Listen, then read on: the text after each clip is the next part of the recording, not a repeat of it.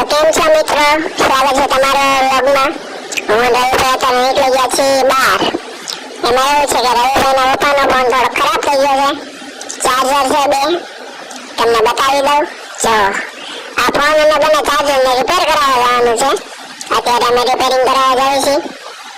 રોડે ચડી ગયા છીએ અત્યારે. તો હાલમાં અમે अभी मजा आएगा ना भिड़ो.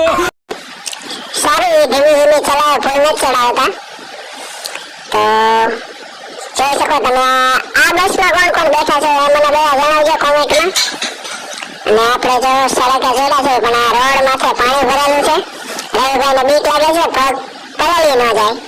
પગ ઉપર લઈ લીધા છે એમણે, જો તમે. અને માલધારી ફાટકે પહોંચી ગયા છીએ.